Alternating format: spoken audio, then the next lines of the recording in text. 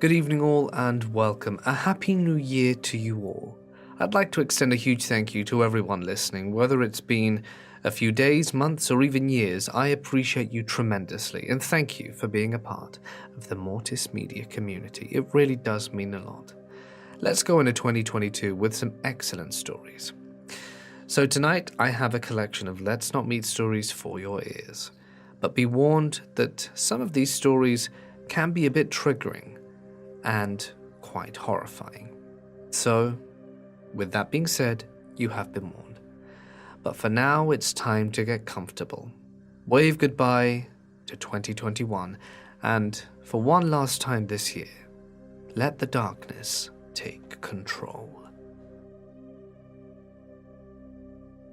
I have this close friend, Jack, who relayed this to me. It's a pretty terrifying tale of something that happened to his friend a long time ago. My mentor Jack is now a retired former HR community college guy in his mid-60s. 30 years ago, however, Jack was working as a bartender in a bar in Portland's gay community. That's how Jack met Randy. Randy was a good-looking, well-spoken customer in his mid-20s, pretty attractive 80s preppy type. Randy lived close to Jack. The two went on a few dates for a few weeks.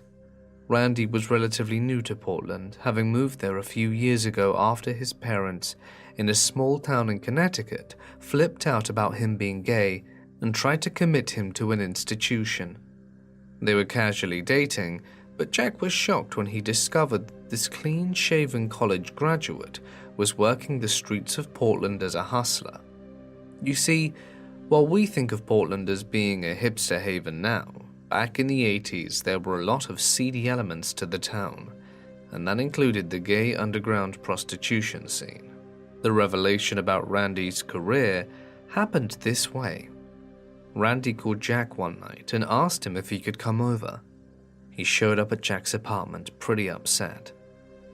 It was there that Randy confessed to Jack that he was a prostitute, and he then relayed a wild tale about something that had happened to him the night before with a client. He refused to name who it was, but told Jack it was a very prominent local businessman, someone that was very high profile in mid-1980s Portland. The client was into S&M/bondage stuff, and Randy had seen him about once a month for a year. The previous night, after they had concluded their scene, the client said to Randy, "I had a fantasy that I kidnapped you and kept you forever."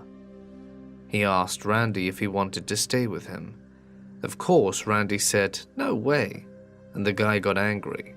The chauffeur drove Randy home, which was in hindsight a huge mistake. The client now knew where he lived. Earlier that evening, Randy was heading home. But before he got to his apartment, Randy noticed his client's limo parked down the street from his building. So Randy noped the hell out of there and ate dinner elsewhere. But when he went home, the limo was still there, chauffeur sitting in the car. That's when he decided to go over to Jack's place and confess everything. Randy was completely terrified now. He tried to laugh it off as some dumb joke, but the fact that the chauffeur had spent hours parked in the same spot a few blocks from his apartment building was scary as hell. Randy begged if he could just stay in Jack's place for a few days so that this could die down. Even though Jack was totally surprised and pretty confused about all of this, he let him stay at his place until a few days later. Randy called him at work and told Jack he decided to go back to his apartment. Randy said he'd call Jack later in the week about a movie that they were planning to see that weekend. Jack never heard from him again. When Jack went to his apartment building a few days later to check on Randy, the building manager said that Randy had moved out. After that, there wasn't much Jack could do. Randy didn't tell him who the guy was, and he didn't know much about Randy's background except for some vague idea of where he came from. And this was, again, the 1980s. Policemen were not going to make a big deal about some male prostitute that went missing. Jack kept hoping that he'd get a call from Randy at some exotic locale, but as days turned into weeks, which then turned into years, which then turned into a quarter of a century, he stopped expecting that call. Hopefully Randy just skipped town. Maybe he ran all the way back to Connecticut, found some sympathetic family member who helped get him on his feet, and he's put all of this behind him, and he's just some regular 50-something-year-old guy now, with a regular career and regular concerns. Or maybe not. Perhaps the guy did get to him. But in Jack's case, he will never know. Here is some backstory. I live in a small town pretty far away from the main city, but it's still a part of it. I live in Karachi, Pakistan. Right next to my town is a rural area with farmhouses and animals and breeding places. In this rural area, a friend of mine owns a farm with a good amount of ammunition, which is very rare in Pakistan because of gun laws. But the friend happened to be from a gun-dealing family. I was staying at the farm that night, and it was only me, my friend, and a helper there. His cousin was usually there, as the cousin owns the farm, but he was off doing some work that night. Me and my friend were on the rooftop smoking cigarettes and drinking some beer when I noticed a large semi-truck approaching down the highway into the rural area. It came down the road, and just when it was about to make the turn to go onto the farm road, the headlights went off. That's when we knew it wasn't a friendly truck. My friend made a dash outside carrying a 9mm pistol, which was usually enough to scare people off. But just to be sure, I stood on the rooftop with an assault rifle. Our goal was to only scare these people off and not do anything stupid. Now, my friend made a big mistake, standing outside the farm, and some people shot rounds straight at him. As you can imagine, we were petrified. My friend ran to the other side of the road in a panic, no clue what he was going to do, and I shot a whole clip into the air trying to scare off these guys, basically saying we have larger guns as well. It seemed to work, as the guys left straight away, and my friend came up and we sat and smoked more, thinking about what we should have done. We were considering going to the police when the guard dogs began barking like crazy. These were well-behaved dogs that would not bark for any reason, and they seemed to be barking at cattle.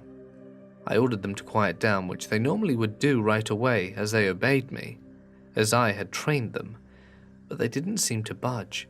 They kept on barking and biting the cattle, when the helper let out a scream that was immediately hushed out. I actually thought that the helper was shot dead or something. I was scared out of my mind, so was my friend. I made my way down to find the helper lying on the floor with his head busted open. That's when I noticed the farm door swung wide open. One of the guys, or the robbers, had snuck into the farm and hidden among the cattle, looking for the perfect opportunity to open the farm door. I looked up to see my friend with horror in his eyes. The truck was approaching again. I'm pretty sure I almost crapped myself this time, knowing full well that we were not only about to get robbed, but probably killed too. I untied the dogs immediately, thinking they would provide at least a bit of help. My friend tossed me the 9mm, and I stood there shaking, waiting for a possible shootout death. That's when the luckiest thing I've ever seen happened. The police had been reporting shots fired, and they made their way to the rural area. It was rural, so it took them quite a while, but their timing was amazing. The red and blue lights possibly scared the robbers away, but they were like angels sent from heaven for us. We told the cops everything that happened, and the cops offered to stay with us for the night. We accepted it and told the neighboring farms about the lurking threat as well. Thankfully, nothing like that ever happened again. My whole life, my mum was single, and tried hard with the best of intentions to find me a suitable father figure. My own father is a homeless drug addict who was out of my life long before this. I was about 10 at the time, and we were visiting a friend of hers who had kids that I got along well with. Her friend was always trying to hook up my mum, also with good intentions. We had been visiting all day and it was getting late, and I was tired and ready to go home. I go through the house and find my mum on the patio talking with the guy she was to be hooked up with that night.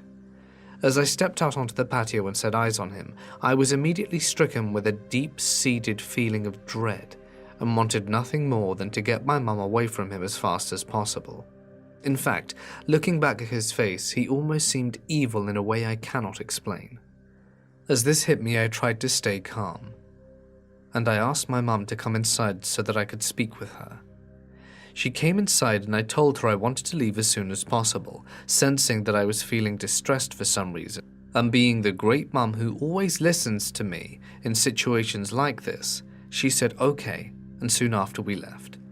As soon as we were on the road, I told my mum exactly how I felt and that I didn't want her to ever see or speak to him again. Once again, not wanting to upset me, she said okay and didn't speak to him again. Maybe 6 months later, my mum's friend calls to gossip as they frequently did, and she tells my mum that the same man from the night was now in prison. He had gotten together with a woman who had 2 kids, and one night he ended up locking the kids in a closet in the same room, and he had their mum tied to a bed and repeatedly raped her. My mum was sitting on the floor of the living room reading the newspaper, as she usually did while on the phone with her friend, and I was on the couch next to her watching TV.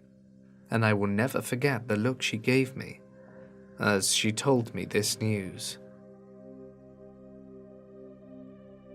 While I was in university, I took my motorbike down to pick up my wife, who was my girlfriend during this story. She worked in an office building downtown and was fortunate enough to get off work early on Friday afternoons. So I hopped on my Kawasaki Ninja and headed downtown. I called my girlfriend with the comms unit attached to my helmet to let her know I was near her office building and looking for parking. She informed me that she would meet me at the food court in the mall that is across the street from her building. Now, for reference, I always bring my helmet with me no matter what. I learnt my lesson from leaving it on my bike and having it stolen once before. The other thing is, I had a second helmet in my backpack for my girlfriend. Safety first. The second helmet will become important later. After meeting her in the food court and having a meal, we wandered around the mall, looking at engagement rings and such. She found a ring she liked very much and, yes ladies, I ended up buying it. While I dumped my wallet out on the counter and imagining my bank account emptying, my girlfriend grabbed my arm and said, "Hey, the same 2 guys have walked past the store for the 5th time while we've been in here, and they keep looking at us." In order to relax her, I responded with the ever-clever, "They're just jealous because of how damn good I look in my riding gear. Really, it's a problem." Through laughter, my girlfriend proceeded to inform me that my sexy outfit made me look like a fat ninja. With the 2 guys forgotten and my ego obliterated, we left the store to make our way towards the bike. To get there, we had to go down 2 escalators, walk across the bottom floor of the mall, across the street, and into the lot of her office building, where my bike was parked. Just as we stepped onto the first escalator, my girlfriend suddenly grabbed my arm really tight and used her eyes to draw my attention to 2 guys directly behind us. I looked back at her, and with a slight nod, she confirmed that it was the same guys that had walked by the store. I took off my backpack and pulled the second bike helmet out the bag and handed it to my girlfriend so that we could hasten our journey. As we stepped off the escalator and made our way to the second one, I caught the reflection of the 2 guys in the glass window of the stores in the mall. They were behind us all right. I could hear them making comments about my girlfriend's appearance to each other as we walked, but not quietly. Their comments were loud for other people to hear. When we reached the second escalator, my blood was boiling. It took everything in me to not turn around and face the perverts head on. My girlfriend absolutely hates conflict, and out of respect for her, I kept my mouth shut and doubled our efforts to leave. While we were walking towards the exit on the main floor, I heard it. The sentence that will forever make me paranoid. One of them said to the other, "Let's kill him and take her." For the sake of your ears, dear listeners, I did not use the vulgar words that they used to describe their intentions. My girlfriend's grip on my bicep tightened like a vice, and then I heard it and saw it. She was sobbing, and I could see the wide-eyed fear in her face. I pushed her directly in front of me to force a faster pace out of the mall. We exited and started to turn the corner of the street, where we had to cross. My girlfriend kept looking back with a panicked voice, and she said, "They're coming." Hearing the fear in her voice made something snap. I shut everything out and went cold. As soon as we got out of the corner, I forced my girlfriend around it and went against the wall. I looked at her, and she looked right back at me. We ran. I took the helmet that she was clutching in her hands with a firm grip. She took off across the street heading for the bike, and I stood there waiting. I took the moment to get my helmet on for protection, and took the second helmet in my hand ready. I heard the sound of running footsteps coming down the sidewalk around the corner. What happened next may just be the craziest damn thing I've ever done. Before I continue with the story, ask yourself, if you heard those words from two perverts following you and your loved one, would you play it off as them being punks trying to scare you, or would you take it as seriously as a heart attack, like I did? These two threatened to kill me. I was okay with that, I accepted that. But what they threatened my girlfriend with, I refused to brush off. She was a victim of sexual assault before I knew her, and absolutely refused the smallest chance of something like that ever happening to her again. As soon as the two guys neared the corner, I stepped forward and gave them the universal sign for slow down by taking a swing. Let me be the first to tell you that when a motorcycle helmet meets a person's face, that's the start and the end of a fight. Period. No, I didn't end his life, but I guarantee the guy felt like I did. Pervert number 2, at my surprise, didn't even flinch at the sight of his body being destroyed. He threw some punches and I took those punches. We locked arms and he slammed me into the wall. I pulled my head back and headbutted the guy with my helmet on. He stumbled backwards and I seized the moment and kicked him on the side of the knee and threw some punches of my own. At this point, my girlfriend had made it back to the bike and had called the authorities. Being downtown, they came quick. Now here's the part I regretted. I grabbed the helmet I used to take down pervert number 1 and sprinted to my bike. I didn't wait for the authorities to arrive, with the story my girlfriend gave to the police. The two guys left broken on the sidewalk with lots of witnesses. I figured the smart thing to do was head directly to the bike and take my girlfriend away from the horror show. The two perverts ended up being arrested and taken away. Apparently they had a history with law enforcement.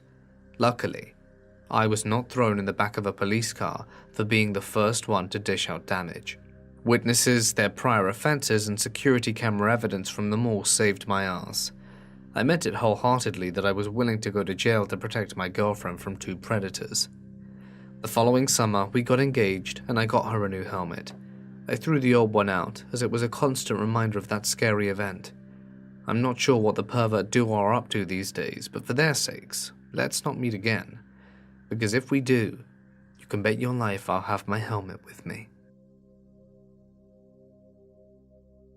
I am in my mid-40s. This happened way back when the world was not such a scary place. I was born with kidney disease and had several surgeries from 1 to 11 until they got it right. This instance was when I was about 5. I had just been released from the hospital, and my mum had to stop at the pharmacy, the only one in our little town, on the way home from me being discharged to pick up my meds. She pulled into the strip mall where the pharmacy was located. Apparently some store was opening in the center, because there was music and I saw balloons everywhere. But I was tired. I had been laying on the back seat and remembered looking out and laying down and Mum locking the doors. Rolling down my back window about 5 inches, as we live in Florida, so you never sit in the car with the windows up, and telling me not to leave the car. I think I fell asleep.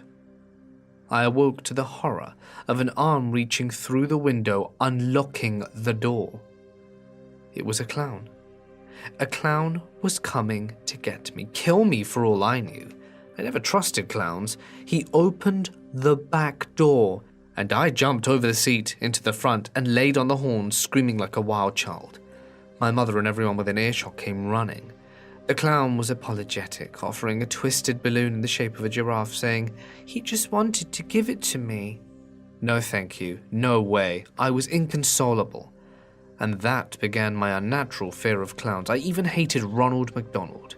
Sorry, a clown is a clown, a person hiding their face, and even at 5, I had no time for that. Fast forward 2 years, I'm 7, in the hospital sharing a room with 2 other kids and a free bed. For those of you who don't know, kidney problems are miserable. You have to pee, you can't, and when you do, it hurts badly. I'm just out of surgery, and we get a visitor to cheer us up. Clowns. I'm groggy and losing my mind, screaming again, crying inconsolably. Why the hell are there clowns in my room? I didn't ask for them. I'm sick and in pain. Get the hell away. After they remove the clowns, and the nice nurse sits with me until I fell asleep, I wake up with a friggin' giraffe balloon that a clown had left for me. I know it was probably coincidence. I think giraffe is the basic balloon animal required for clown college. In any case, I'm an adult now, and I swear to heavens if any clown approaches me, I will consider it a threat on my life and dropkick the sick SOB. Before the story begins, I need to share some information with you. I'm a 24-year-old woman from a small town in the north of England. At the time of this story, I was 22 and enjoying my first girls' vacation in Alcudia, Mallorca, Spain, with another friend called Lizzie. So the event happened on the first day of our holiday. Earlier in the day, we had arrived and decided to take a look around. Me being cold, I decided not to wear sunscreen, which I would come to regret later. In the evening, while looking at my skin, I noticed that I was red raw, especially on my legs, and wanted to numb some of the pain that was already irritating me. Lizzie and I decided to go out for drinks and see the town.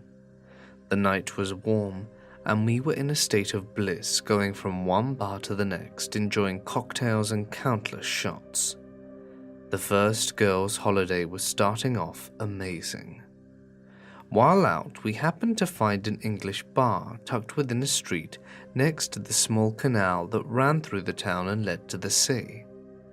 Lizzie, who was already feeling out of her depths and struggling with the Spanish language, decided that the bar would be the best place for us, even though I, for one, was dreading it and preferred the Spanish bars. I had, after all, come all this way to get away from England. This bar was covered from top to bottom with English flags, sticking out like a sore thumb beneath the lights of the town. In truth, it was a horrendous sight, one which the drink flowing through me couldn't hide. So going inside, we ordered a few cocktails once again, and we sat down at a booth in the corner. While we were drinking, I could feel the sensation of someone staring at me. Even though we were in a booth, it seemed like whoever it was staring through the booth, and in the back of my head I asked myself, is someone staring at us? I asked Lizzie with a frown, feeling nervous. Something didn't feel right. It felt like someone had run ice down my spine. I don't know, she shrugged drunkenly, not caring or looking up from her cocktail. Letting out a sigh of frustration, I reluctantly turned my head and locked eyes with a man standing drinking at the bar. He was no older than 30, with dark hair, dark eyes and a beard, and incredibly tall to boot. It was his eyes that caused me to flinch slightly. They were so dark and filled with nothing but fury. The more I looked at him, the more his expression became ever more unwelcoming. Had I done something to upset him? Was this his booth? Surely not. I'd only walked into the bar and ordered drinks, and no one there was ordering at the time, so I couldn't have pushed in. Turning away, I tried to ignore his glare, and I stayed there for a few more moments until Lizzie finished her drink before declaring that I needed the toilet. By this point, every red flag in the history of red flags was going off. Walking to the bar, I asked where the toilets were, only to be told they were in the back, which meant I would need to walk around the glaring stranger. I thought about just holding my pee in until I got back to the hotel, but I didn't know when that would be. So, pulling up my big girl panties, I followed Lizzie, who was already heading in the direction of the toilets. As I passed the man, I kept my head straight and refused to look anywhere but at the wall. That was until I felt something connect with my leg, followed by pain. Quickly looking down, I managed to catch his foot pulling away from my leg and back to the floor. He'd just kicked me. I stared down in shock for a little while as his laugh filled my ears before I took off running into the toilets. They were tiny and had no lock. There was a sink with a tiny mirror and then a stall which fortunately did lock. While Lizzie was resting against the sink, I hurried in and began to do my business. As I sat there, I looked down at my badly sunburnt leg and saw the imprint of a muddy heel print on my left leg. He really had kicked me. Grabbing some tissue, I roughly tried to erase the print. I was angry and also shocked. I didn't understand why he was so angry. While I sat there peeing and debating my next move, I heard the door open. "This is the girls' toilets, boys next door," I heard Lizzie say, in her carefree and unaware tone. For some reason, I knew I had to get out there and get Lizzie outside. "I know, lass," a rough Irish voice replied, followed by a laugh. The laugh. It was him. He followed us in. "I'm here to see if you want to have some fun." Yep, we were dealing with a creep. Pulling up my pants, I want to open the door only to find the lock was jammed. Typical. "What kind of fun?" Lizzie asked innocently. "Don't talk to him," I screamed in my head, desperately trying to pry the door open. "I have coke. Do you want to buy some? We can go somewhere to take it if you're up for it, you and your friend." "No, we don't do drugs," Lizzie answered him sternly, now suddenly sober, making me feel relieved. It would be easier to get out of this mess if we were both in the right mind. "You sure? Aren't you looking for a bit of fun? Come on, girls. I promise I won't bite." The charm of the Irish accent was no longer charming. "Look, mate, I said no.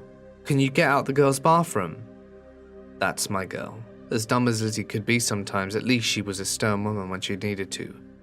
"All right." And with that, the creep grumbled and left.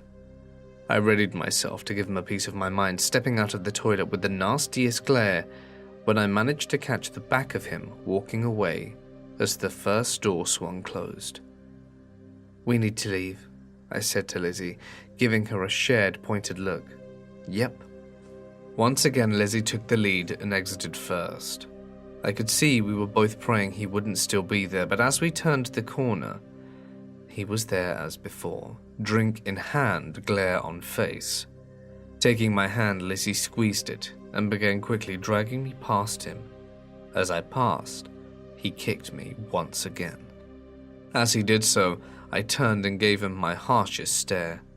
"Kick me again, mate, see what happens," I yelled, taking a step closer. Seeing the stunned look on his face, I allowed Lizzie to start pulling me away. "Yeah, you got nothing to say now, do you, creepy dickhead?" Looking back now, it probably wasn't the best thing to do to make a creep angry, and you'll see why after what happens next. But once I open my mouth, there really is no stopping it. We leave the bar and continue on our night, exploring other bars and completely forgetting about the creep. It was around 4 a.m. when we decided to make our way back towards the hotel. We'd gotten about halfway there when we heard a voice shouting from behind us. "Get here, you stupid girls." We turned our head and saw the Irish creep standing a few paces behind us on the opposite side of the road. Why did he have to be here? Neither of us said anything or looked at each other, and turning away from him, we walked a bit faster, wanting to put distance between us. Even with him on the other side of the road, we didn't feel safe, and unable to stop myself, I kept glancing over at him each second to see him match his pace with ours. I said, "Get here. No one disrespects me. I'll teach you both a lesson, you horrible little teasers." He continues to rant on, his voice getting louder and angrier with each word he spat. He then went into horrific detail on what he was going to do to us. It was extremely graphic, very disturbing, and involved rape as a minimum. Knowing the situation at hand was now incredibly serious and dangerous, I leaned into Lizzie and whispered that we needed to find help. But all the bars around us were now closed, and no one else seemed to be on the streets, just us. Turning to look at him again, I saw something shiny in the light glistening under the streetlights as he suddenly took charge and raced towards us. As he got closer, I saw it was a knife, and feeling my blood run cold, I let out a startled yelp. "Run! Lizzie, we have to run!" Running as fast as I could in a blind panic, I pushed and pushed on Lizzie's back, trying to get her to run faster and make sure she was in front of me. If one of us was going to get caught and die, it would be me. My first thought was to keep Lizzie safe. She was one of my closest friends, and if something happened to her and not me, I would be devastated. "Don't run, I just want to play," cackling as he said that. I could hear his footsteps slamming against the ground as he gained on us. I never looked back, but I could picture his face in my head, the twisted grin and the knife in hand readying itself to go into my back. Where had he even got the thing from? It made me wonder if he planned to hurt someone tonight, and me and Lizzie just happened to be the targets he set his sights on. "A bar! A bar!" Lizzie yelled, pointing to the side of me, and turning my head, I saw a bar, the lights on and a few people still in. Rushing forwards as fast as we could, we slammed into the bar doors and basically fell inside, startling everyone. We close! We heard a man behind the bar call out in broken English, waving his hands at us. "Please," I whispered, walking towards him. "We're being followed." "No, we close." He started it again. So I reached into my pocket and pulled out my phone, desperately trying to put in Google Translate what I needed to convey to him so that he wouldn't kick us out. "We're being followed. Please, he has a knife. Please." My words came out fast and panicked as I struggled to use my phone, my fingers no longer wishing to work. And then someone said, "It's all right, ladies. You're safe." We heard a voice say that and turned to look, seeing a man sitting at the bar with a young girl who we came to learn was 16 and the owner's daughter. Luck was on our side that night, and I felt so fortunate to have met the great man sitting at the bar. He was northern just like us, and came from the town next to ours. He actually now lived here, and was the owner's best friend and was able to translate what we were saying. Springing into action, both the owner and his friend raced out the door and began looking for the guy, while the owner's daughter did her best to comfort us. I'd like to say there's more to the story, but unfortunately there isn't. The Irish creep was just gone, and the owner of the bar took us back to the hotel, making sure we weren't out of his sights until he knew we were safely inside. The rest of the holiday was fun, and we never saw the man who chased us again, but things took a turn for the worse for me. Remember the beginning of the story when I got badly burnt? There were second-degree burns, and I ended up contracting an infection and was stuck in the hospital battling sepsis once I returned home. I was in agony for weeks, but fortunately I'm fully recovered now and doing well. So to the Irish creep, let's never meet again. And a note to myself and anyone else listening, always wear sunscreen, even if you think it's cold. I live in Tucson, Arizona, the most boring place possible. So for the day I turned 18 there, there's really only one thing fun to do on your 18th birthday. Go to the strip club. I had a friend who we will call Trish. She was excited to take me to the club for the first time, and I was excited. I didn't even care who took us, which, now I know, I should have.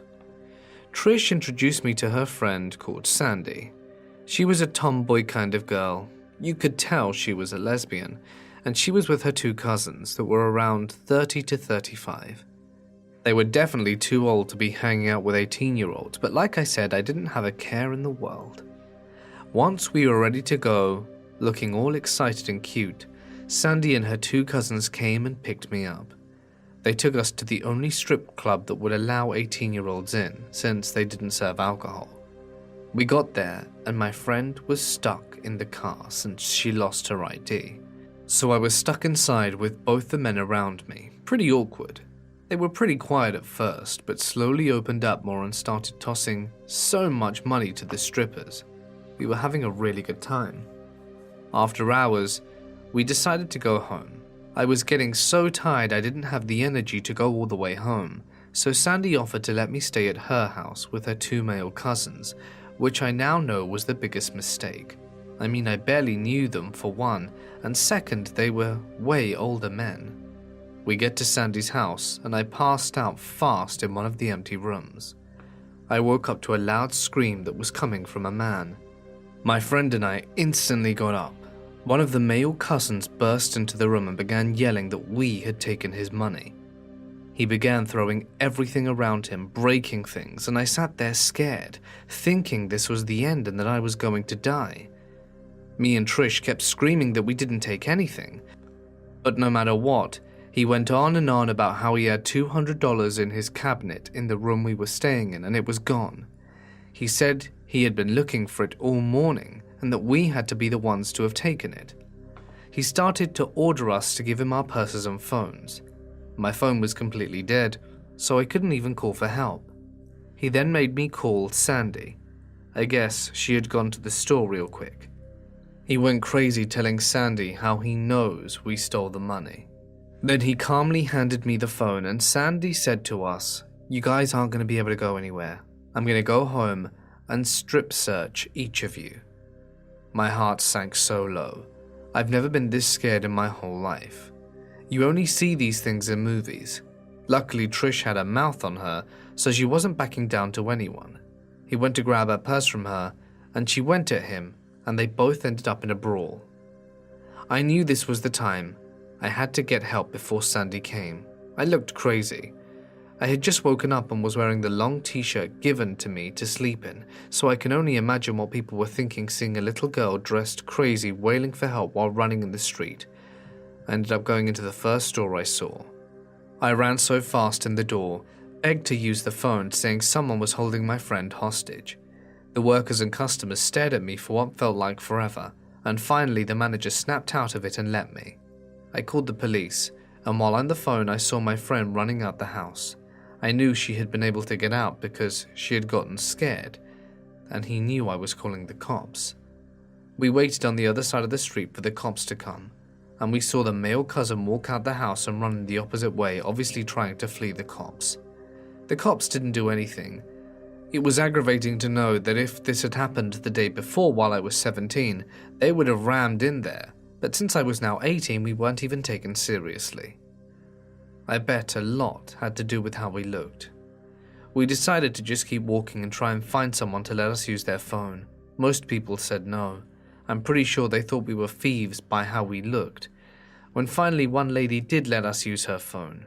We were so far from Trish's house, so I just had to call my dad to pick us up and take us back to Trish's. My dad said yes, so now it was just a waiting game. While waiting for my dad, I had heard someone in the distance. Once I realized who it was, my heart dropped. It was Sandy and her two male cousins. They were in the car, following us, trying to chase us down. We ended up running so fast to a small liquor store, but right behind us was Sandy, running straight towards us, yelling and begging for us to come back to the house. She would not let up no matter how many times we said no.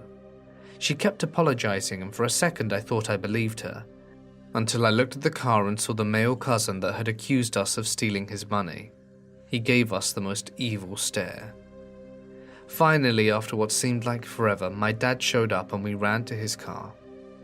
While we were driving off, we looked back and saw Sandy and her cousins staring straight at us. They looked so angry. I can't imagine what would have happened to us if we'd have gone back. I mean, the promise of a strip search and all the horrors that I could only imagine would happen next because of the money we had never even taken. I know it would have been more like hostages than company. Months later, after finally putting the event behind me, I had moved into a new apartment complex. One day as I was going to throw the trash out, I randomly started to have a bad feeling. I look around and saw that man, the one that had accused us of stealing the money. I ran fast into my apartment, and from that day on had my boyfriend throw out the trash instead. Luckily, I saw a new family move into the apartment he was living in. It was a huge sense of relief. So, to the man who spent $200 on strippers, forgot, and then blamed me, please, let's not meet again. I volunteer twice a week at an apartment complex to tutor the kids there and teach them STEM-based stuff. Sounds fun, right? It's really fun. But there's a parent who always comes to check on us, and he is honestly starting to creep me out.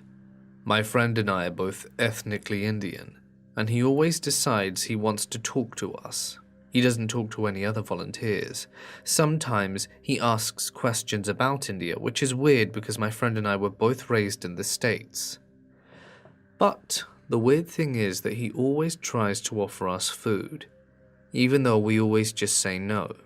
Just this week, he literally tried to coerce me into eating an Oreo cookie, even after I told him multiple times I didn't like them. He then proceeded to bombard me with questions like, what kinds of sweets do you like? What kind of food should I buy you? When I refused all of his suggestions, he told me that I'm a tough one to crack. I don't know, it came off as very creepy. It's not the first time he's done this. He literally forced my other friend to take a Starbucks drink, and then he asked me multiple times if I would like a Starbucks. Some of you might think, hey, that's not so creepy, he's just pushy. But it gets worse. Even weirder, my friend and his daughter were once doing an activity together. He took a picture of them both, then asked my friend for her age. My friend replied, 15, and he told her, I'll show you this picture when you're 21, maybe we can finally meet. Today, he had asked me how to pronounce the name of a certain Indian dish. I told him, and he just exclaimed, that's my Indian girl, and he came to grab my shoulder and arm. It honestly was too much. My friend saw and spoke about it later and was like, he's really creepy, I'm a little bit frightened for you.